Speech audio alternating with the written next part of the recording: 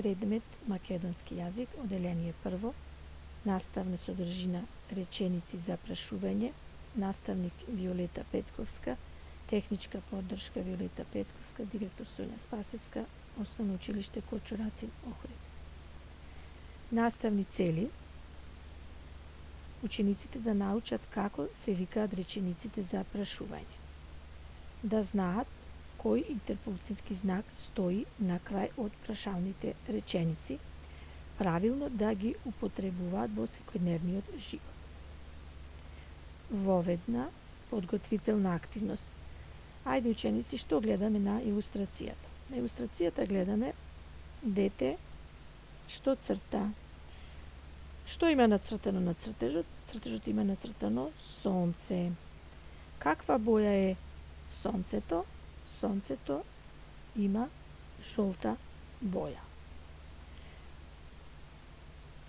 Овие реченици што сега ги поставивме, на почетокот имаат прашално зборче, а на крај стои прашалник. И со нив ние нешто прашуваме. Наредните активности ќе ги работиме на следниот линк.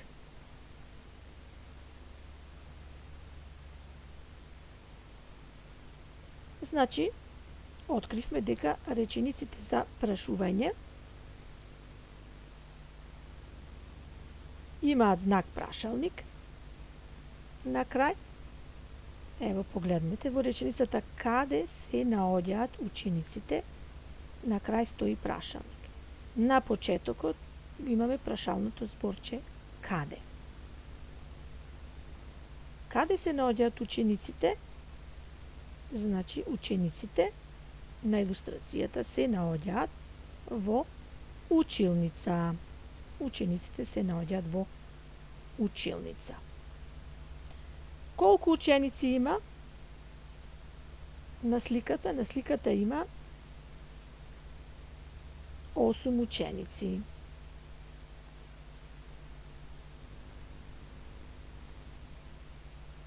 На вторава слика гледаме сунѓер. Зошто се употребува сунѓерот? Оваа реченица е прашална реченица, затоа што во неа нешто се прашува. А се прашува зошто се употребува сунѓерот. На почетокот на реченицата стои прашалниот збор зошто, а на крај стои интерпункцијски знак прашалник.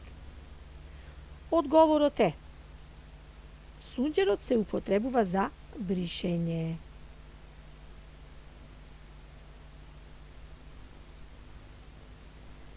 На наредната илустрација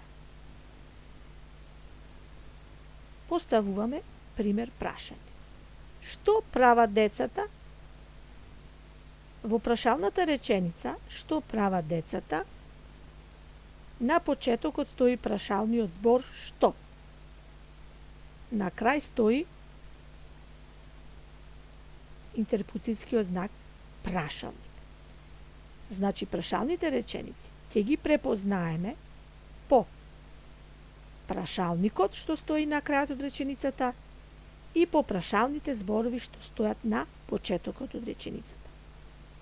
Одговорот на прашањето што прават децата е следниот. Децата пишуваат во книгата.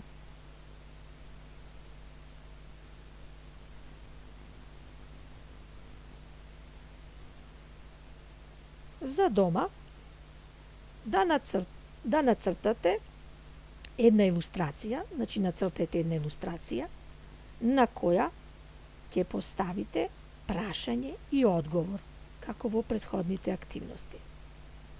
Ви благодарам за вниманието.